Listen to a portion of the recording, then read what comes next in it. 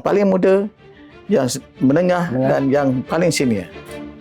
Yang di fakulti dan juga di jabatan anthropologi itu. Maknanya succession mereka dari segi succession planning mereka dari segi untuk memastikan tokoh-tokoh itu bersambungan dari segi tak terputuslah dari segi tradisi ilmu itu sendiri. Adalah 60-an. Neustadt 50-an. 50-an. Tetapi gandengan dua orang itu menjadikan di jabatan sosiologi di Leicester yang paling berpengaruh di England, di UK. Dan ini buku ini nombor rankingnya yang ke-7. Okey. Buku yang paling berpengaruh di dunia pada abad ke-20.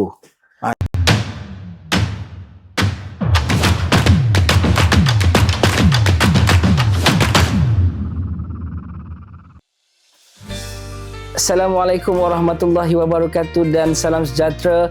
Kembali bersua kita dalam Bual Bicara bersama Profesor Emeritus Datuk Dr. Abdul Rahman Embong dalam episod yang kelima. Apa khabar semua? Semoga berada dalam keadaan yang sihat sejahtera dan juga dilimpahi dan diberkati oleh Allah SWT. Jadinya, dalam episod yang lepas, kita telah dengar sebenarnya Prof. Rahman berbicara tentang bagaimana pengalaman daripada sekolah menuju ke dalam proses untuk menuju belajar menyambung pengajian ke luar negara. Tapi kita tak sempat nak selesaikan soal dan juga hikmah daripada hal tersebut sebab kita ialah Prof, kita nak fokus kepada pertamanya dari segi tarikan bual bicara ini bukan sahaja dari sudut soal intinya saja, tetapi juga kita nak pastikan para penonton dapat merasai dan juga dapat mendakap apa sebenarnya daripada perkongsian yang diberikan oleh Prof. Rahman dengan cara yang kita kita peganglah Prof. Rahman. Ya. 3S tu jangan lupa Prof. Serius, santai dan sampai. Itu yang penting sekali. Jadinya untuk episod kelima pada hari ini, Prof, kita singkap balik sedikit di mana Prof ada cuba menyampaikan tentang bagaimana Prof sewaktu habisnya sekolah, dia berada di Kuala Lumpur ya Prof, kata kita kan. Jumpa dengan kawan-kawan tumpang makan di Kampung Baru. Tumpang tidur dan tumpang makan. Tumpang tidur. Itu tumpang tapi diberikan apa inilah kebenaran lah. Yalah. Takkan mencuba pula. Jadi Prof, boleh tak Prof sambung sedikit cerita Prof bila Prof yalah dah berada di KL, kemudiannya ada transition sikit dekat UM, dah selesai tu ada jumpa dengan pelbagai tokoh-tokoh yang waktu tu masih lagi belum bersentuhan secara rapat. Tetapi ideanya ada yang Prof boleh ambil untuk kegunaan untuk sambung di Leicester kemudian. Jadinya Prof, di proses tu Prof, apa yang ditimba sepanjang pertama menuju ke Leicester dan kemudian apa yang ditimba sepanjang di Leicester itu? Itu menarik untuk kita tahu, Prof. Okey, terima kasih Saudara Azwan. Selamat bertemu kembali. Ya, terima kasih, Prof. Kali ini dalam episod yang kelima. Saya rasa kita tiba pada bahagian di mana penceritaannya bersambung daripada di Kuala Lumpur, di tanah air, dan untuk terus ke luar negara, iaitu ke England. Isu utamanya pada masa itu ialah kita baru saja mencapai kemerdekaan. Lebih kurang tak sampai 10 tahun lagi pun. Tahun 65, artinya 8 tahun selepas merdeka. 8 atau lebih kurang itulah. Dan isu utamanya ialah soal pendidikan, pencerahan minda, pengupayaan ilmu, pengupayaan kemahiran teknikal dan lain-lain. Jadi pendidikan ni kita tahu betapa pentingnya pendidikan untuk membangunkan diri, membangunkan keluarga dan membangunkan masyarakat dan negara. Ia merupakan proses untuk mobility sosial, untuk kemajuan. Dan kalau kita nak bangun sesebuah negara, mesti tumpu pada pendidikan. Dan yang penting pendidikan ni pendidikan yang berkualiti. Nak runtuhkan satu negara, rosakkan sistem pendidikan dia. Tentu mereka yang pelajar, anak-anak muda yang tercecer daripada pendidikan amat sukar untuk mengalami mobility sosial. Jadi kerana itu, dari sudut itu, negara, kerajaan pada masa itu mengambil berat soal pendidikan tinggi. Keluarga pun mengambil berat soal pendidikan tinggi, dan anak-anak muda macam saya pun sangat berminat untuk menyambut. Muda zaman dulu, Bro. Muda zaman dulu. Jadi, yang muda lebih kurang umur 20, 21, lebih kurang gitu. Betul-betul muda betul. Jadi hasrat dah berapa tahun di Maktab Tentera 5 tahun. Sebelum itu di Kuala Terengganu 5 tahun di sekolah Inggeris. Maka sekarang ni dah merupakan satu lompatan baru. Satu tahap baru, iaitu nak pergi ke luar negara. Dan luar negara ini ialah negara penjajah yang menjajah kita dulu. Ironinya. Itu ironinya. Maknanya kita fikir itu, tapi pada masa yang sama kita hargai dan hormati sistem pendidikan mereka. Artinya yang kita terima di sana bukan ilmu kolonial yang dikembangkan di tanah air. Kerana itu ilmu kolonial, tapi di sana bukan ilmu kolonial. Ilmu tentang di negara mereka sendiri, ilmu yang dikembangkan melalui pelbagai bidang, ilmu sosiologi, ilmu ekonomi yang disampaikan berdasarkan pengalaman dan penulisan pengkajian mereka sendiri. Tapi apa yang dikembangkan di tanah jajahan ini dah memang berasal daripada ilmu kolonial. Jadi kerana itu, belajar langsung daripada universiti-universiti mereka di negara mereka sendiri dan berinteraksi dengan tokoh-tokoh di sana merupakan satu peluang yang sangat menguja lah. Memang memberi keterujaan kepada anak-anak muda, termasuk saya. Dan pengalaman di Maktab Tentera yang memberikan peluang untuk berinteraksi dengan pegawai-pegawai Inggeris, sama ada pegawai tentera ataupun pegawai pendidikan yang bukan tentera, merupakan satu peluang yang sangat baik. Kenapa? Kerana itu persiapan bagi saya dan bagi kawan-kawan lain untuk memasuki, untuk berada di negara Inggeris sendiri dan belajar di universiti mereka. Jadi tak terkejut sangat dari segi budaya itu. Kenapa? Kerana dah ada pengalaman di Maktab Tentera yang sudah pun mendedahkan kita kepada pegawai-pegawai Inggeris. Dan cara etiket mereka, cara berkomunikasi mereka itu sudah dipahami. Jadi ingatan saya pada tahun 65 bulan September itu ada beberapa orang yang daripada Maktab Tentera, 5-6 orang kata tak salah saya, yang bertolak ke England. Tapi dalam penerbangan saya itu ada satu orang kawan dari Terengganu, nama dia Adnan Osman. Dia sama satu penerbangan dengan saya, dia pergi ke Exeter. Buat sains politik. Dia lulus, akhirnya dia masuk foreign service. Kementerian Luar, akhirnya dia berkhidmat sebagai duta besar Persujahteraan Tinggi Malaysia di Australia. Itu jawatan terakhir dia. Tapi dalam perjalanan ke England tu lebih kurang 14-15 jam, ingatan saya, dengan masa itu penerbangannya BOAC, British Overseas Airways Corporation. Stop, berhenti 2 kali isi minyak. Kali yang pertama di Colombo, Sri Lanka. Kali yang kedua di Bahrain. Lepas tu terus ke London, ke Heathrow Airport sampai malam. Jadi perjalanan yang panjang, 14-15 jam tu panjang jugalah. Sampai sana Prof dijemput ke atau sendiri juga? Dia kebaikannya ialah kita diurus di sana oleh British Council. Jadi ada pegawai dia tunggu. Bila turun di Heathrow Airport tu, kita nampak perbezaan antara lapangan terbang negara bekas tanah jaya dengan negara metropolis Lain. London sendiri ya. Di Subang airport kita pada masa itu tak berapa lah. Okey lah, international airport, lapangan terbang antarabangsa, tak sibuk sangat.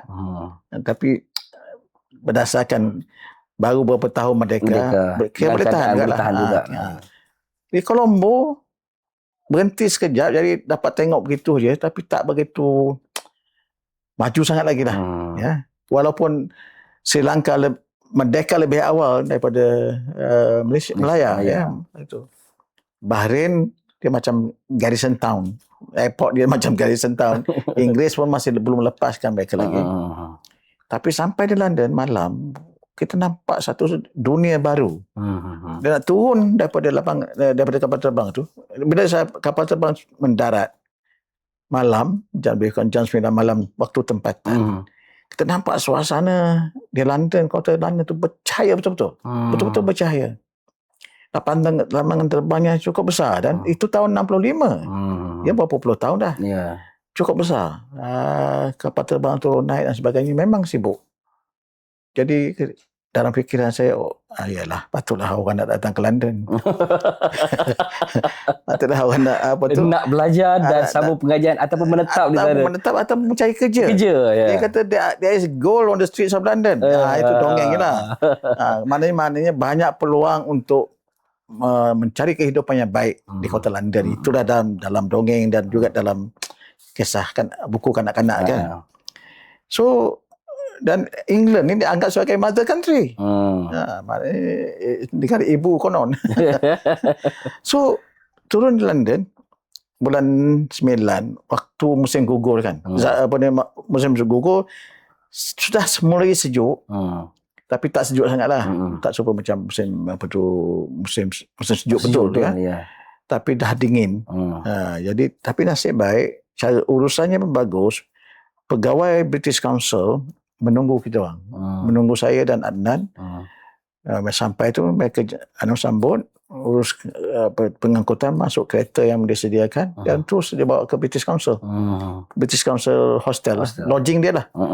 Satu malam situ, tak payah kita merayau sana mana-mana, cari tempat pun dia ada alat pemanas dia. Jadi dapat makan sekejap, rehat.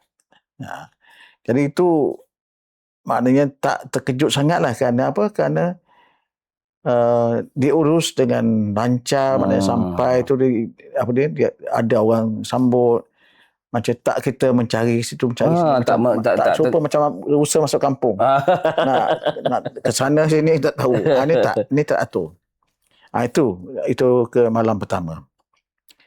Esok harinya mereka hantar kita ke Malaysia Hall. Malaysia Hall. Malaysia kerana begitulah cara peraturannya. Ada kerjasama di antara British Council dengan pihak berkuasa Malaysia di Malaysia Hall sebelum bertolak ke Leicester. Leicester ni lebih kurang 2 jam dengan kereta api dari London. Maka sampai ke Malaysia Hall, kita disambut oleh pegawai di sana, pegawai yang bertugas di Malaysian Students Department. Dia bagi briefing taklimat tentang apa yang patut kita lakukan, bagaimana menjaga nama baik negara, bagaimana untuk menyesuaikan diri dengan keadaan di England dan sebagainya, dan bagaimana berbelanja, mengurus keuangan dan lain-lain supaya jangan ditimpa kesusahan.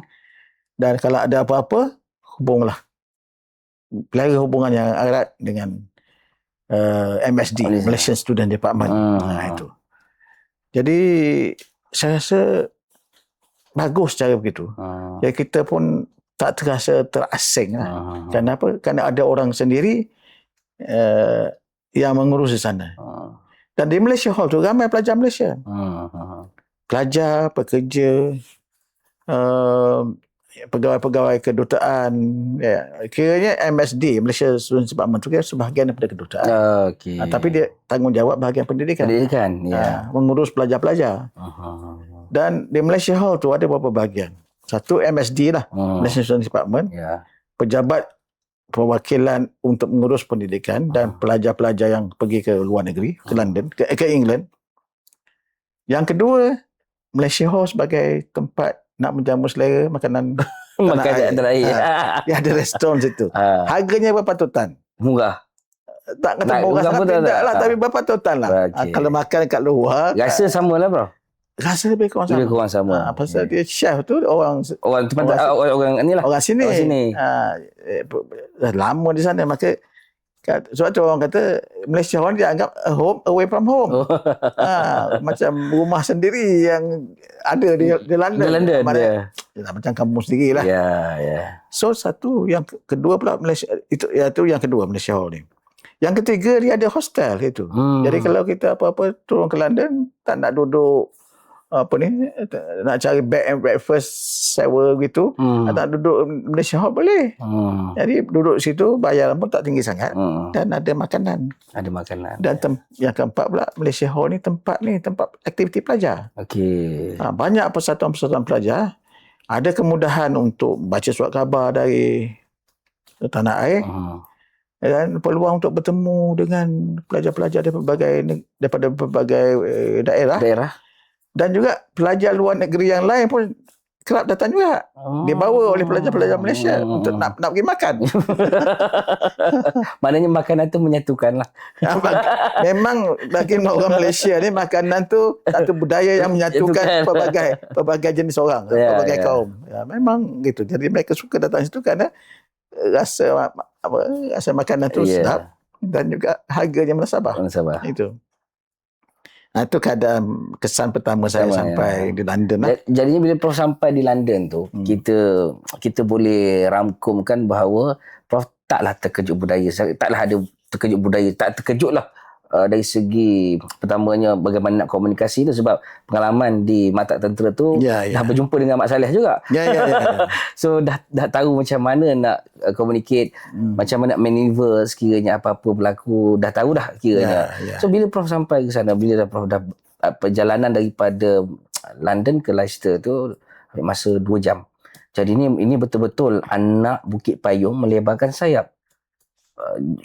So bagaimana Prof melihat perkara ini sebenarnya mengubah dari segi apa yang Prof katakan di awal tadi, dari segi mobiliti sosial itu sendiri?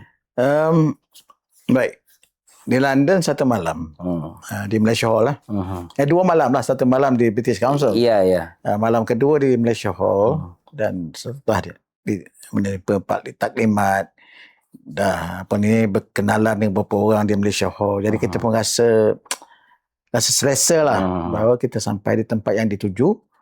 Sekarang kita nak bergerak pula ke tempat pengajian di Leicester, dan daripada maklumat kawan-kawan tu, orang-orang di situ hanya 2 jam beli tiket kereta api, tiba di sana. Daripada stesen kereta api tu tuju ke hostel pula. Dia kata tak susah lah. Banyak orang tempatan boleh membantu. Jadi saya dapati gini, yang menariknya, sistem negara maju industri. London tu bangunannya kira gah lah. Ketika itu. Sekarang pun gah juga. Kecuali kalau bahagian Selam dia lah, bahagian yang kawasan yang sudah tak terurus. Tapi memang betul lah, kita tengok tu macam satu kota metropolitan besar yang gah dan dimegahkan oleh orang Inggeris. Jadi naik kereta api dia pun satu perjalanan yang lancar. Dan apa yang menarik perhatian saya ialah, walaupun dia sebuah negara industri dengan perkilangan, dengan pekerja. Ketika itu kan mencanak juga kan revolusi industrinya. Revolusi industri dia dah matang dah. Sebab dia daripada tahun abad ke-18, 19 ni 20 di pertengahan abad ke-20. Maka kira dah industri matang. Tapi apa yang saya perhatikan dalam perjalanan dari London ke Leicester 2 jam tu, selepas kita keluar daripada kota, daripada peluaran kota, masuk kawasan Midlands. Leicester ni di Midlands. Di kawasan pertengahan lah. Tengah dia. Kiri kanan kita nampati bahawa kawasan pedesaan dia tu dipelihara dengan baik. Walaupun mereka berlakunya revolusi industri. Jadi pokoknya, padangnya, kalau ada ternakan pun diurus dengan baik. Kalau ada tanaman pun dijaga dengan baik. Tapi kehijauan tu tetap mempesonakan. Ya, padang rumput, pokok-pokok, ada yang taman dan sebagainya. So saya rasa, ini negara industri tapi cara mereka menjaga desa mereka, kawasan desa mereka tu cukup baik. Dan kita tengok daripada sambil kita naik kereta api kiri kanan, ada rumah-rumah pedesaan. Cottage dia panggil. Rumah besar ya. Dan dia ada apa tu macam farm ataupun ladang dia. Kira seronoklah kawasan tu. Rasa menyegarkan lah. Rasa memang menyegarkan. Jadi tak sangka negara industri memelihara sebahagian besar tanahnya, buminya dengan kawasan pertanian, kawasan pedesaan yang hijau macam ni. Jadi lepas 2 jam sampai ke Leicester. Leicester ni bandar kecil. Bandar raya juga, city juga, tapi tak sebesar kota London. Tak sibuk macam kota London. Macam kota London ataupun kota-kota besar yang lain. Jadi bagus juga kota kecil. Jadi kita tak terlalu tergopoh kapal, terkejar sini kan. Jadi bila sampai ke Leicester di stesen kereta api, jadi saya ikut panduan yang diberikan, cari taksi untuk pergi ke hostel. Jadi itu itu secara independen lah, secara sendiri. Maka pelajar tahun pertama diletakkan di hostel supaya mereka biasa pergaulan dengan pelajar-pelajar lain. Pelajar di hostel pun ada pelajar-pelajar Inggeris, tapi pelajar luar negeri pun tak sikit juga. Jadi kehidupan di hostel tu memang macam biasalah, makan beramai-ramai, tempat kediaman tu. Tapi esokannya pergi ke kampus. Universiti Leicester ni dia bukan lama. Universiti dia ditubuhkan pada tahun 1921 sebagai University College. Dia merupakan salah sebuah red brick universities. Barulah. Universiti baru. Red brick tu betul-betul red brick. Dia tengok bangunan bata merah betul lah. Bata merah betul. Kalau macam UKM lah. Macam UKM. Macam UKM tu pengen tengok contoh dia. Jadi bata merah tu ada. Ya. Kemudian pada tahun 50 tak silapnya dia dapat Royal Charter, piagam diraja untuk menjadi universiti yang penuh lah. Dan kampusnya tak besar, tapi yang seronoknya ialah kehijauan. Kehijauan kampus tu, kawasan lapang dia, rumput dan bunga-bunga, taman, pokok-pokok yang boleh melindungi masa musim panas. Musim panas ya. Dan bila musim sejuk ada apa tu? Salji dan sebagainya. So bangunan dia tu kira taklah seninya cara mereka lah. Bukan berseni sangat. Tapi functional. Functional. Jumlah pelajar lebih kurang 3,000. Dan saya masuk ke fakulti Sains Sosial. Dan tahun 1 setelah mendaftar begitu gini, pendek cerita dari segi penerokan ilmunya. Fakulti Sains Sosial dia ada berapa? Dia tahun pertama semesti ambil semua mata pelajaran di fakulti. Ada sosiologi, ada sejarah, ada ekonomi, ada politik, ada geografi. So kita ambil semua mata pelajaran. So memberi asas yang luas. Tetapi menariknya, Azwan tahu siapa yang mengajar kita. Ini menarik tak tahu. Teka-teki. Siapa yang mengajar kita? Pensyarah biasa ke ataupun siapa? Kalau zaman-zaman tu saya rasa bukan, orang kata kalau bahasa muda sekarang ni bukan kaleng-kaleng punya orang lah bro. Ya, betul. Oh, Profesor yang mengajar. bukannya Pensyarah muda. muda. Oh. Profesor yang mengajar. Jadi sosiologinya dua orang veteran sosiologi. Profesor Elia Neustadt, Alan Ustaz. Ketua Jabatan Sosiologi di Leicester, dan Profesor Emeritus Norbert Elias. Mengajar kita. Norbert Elias ni masa tu dah umur 60 dah. Jalan pun bongkok-bongkok sikit.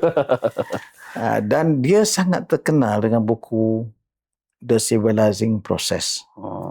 Proses pemeradaban manusia. Nanti saya akan huraikan sikit lagi tu.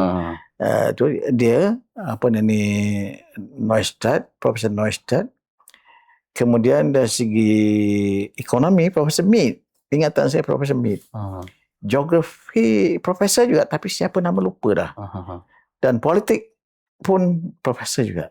Jadi maknanya untuk tahun pertama freshies ni, budak-budak tahun pertama yang belajar di universiti, didedahkan kepada tokoh-tokoh dalam bidang masing-masing, tokoh-tokoh profesor.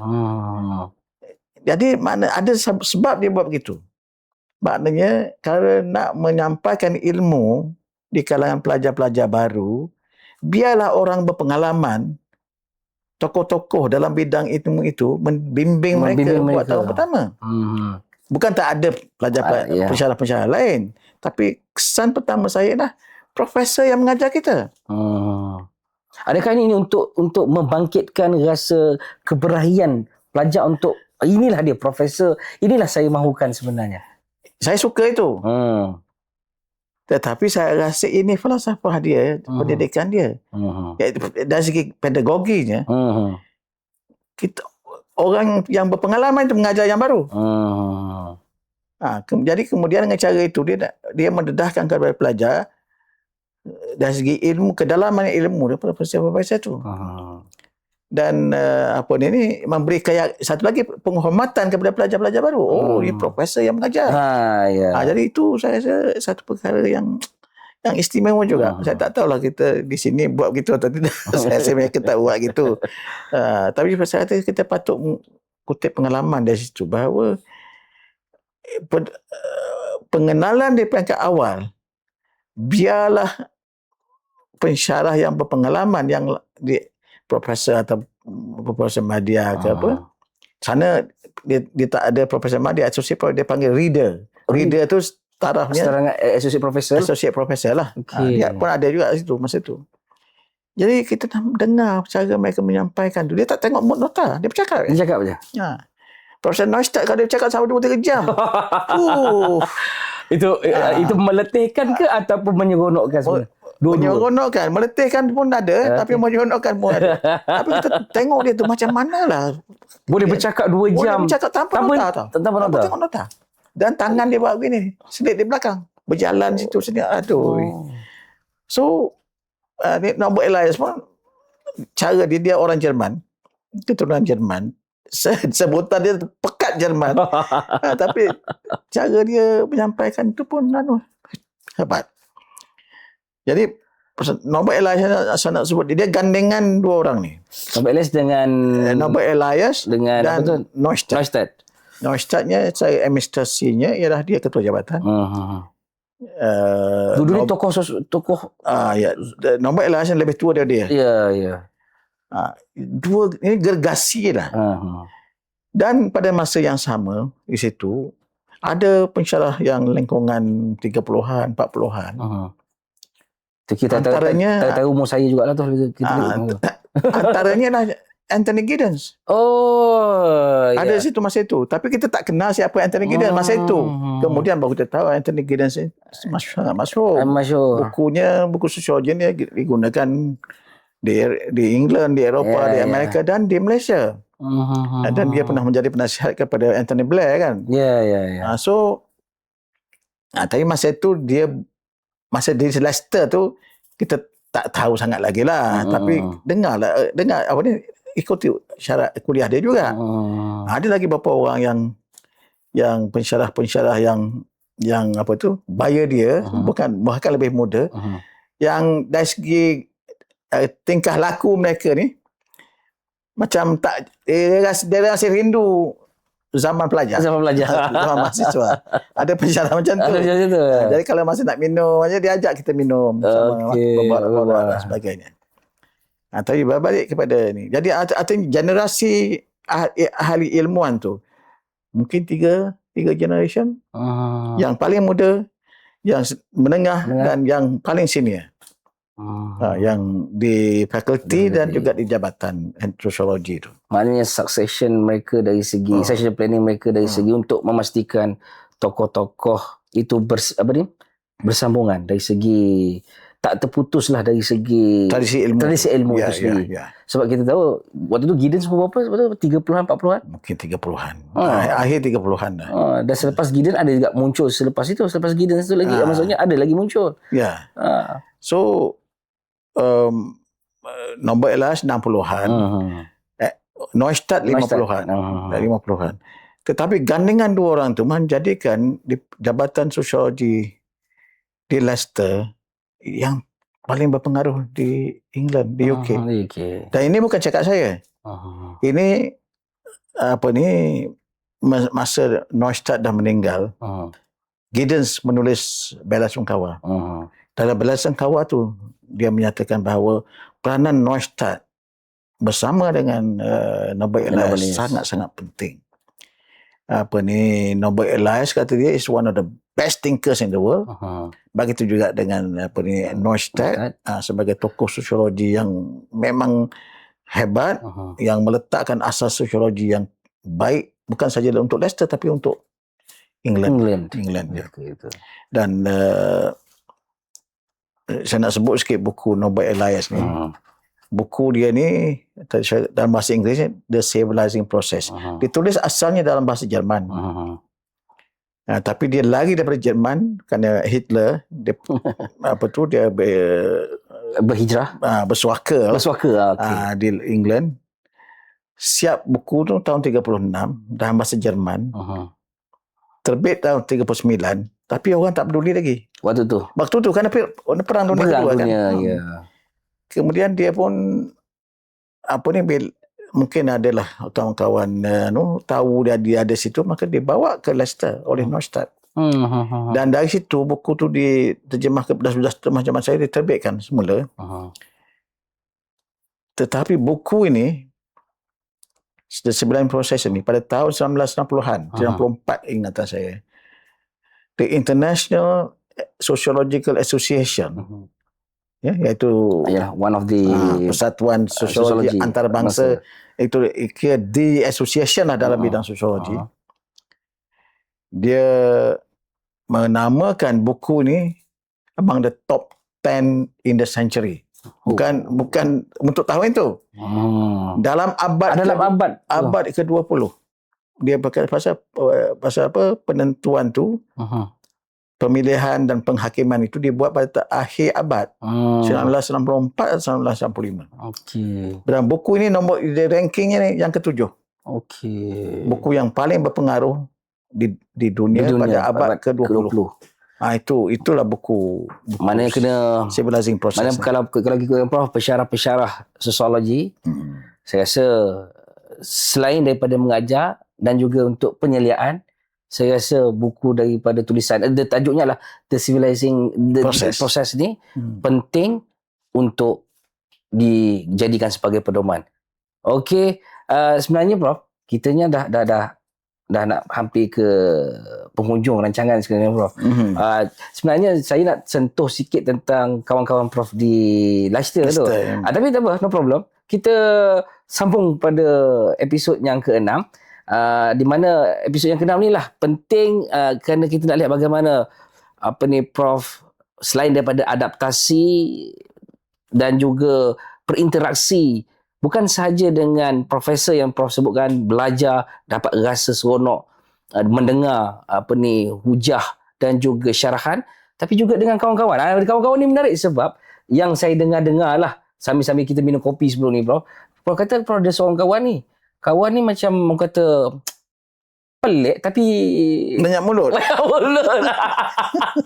Okey, jangan lupa untuk like, share, komen dan juga subscribe Wacana Studio Naratif, dan saksikan untuk episod yang ke-6 akan datang dalam Bual Bicara bersama Profesor Emeritus Datuk Dr. Abraham Mambung. Sampai kita jumpa lagi. Assalamualaikum warahmatullahi wabarakatuh. Waalaikumsalam.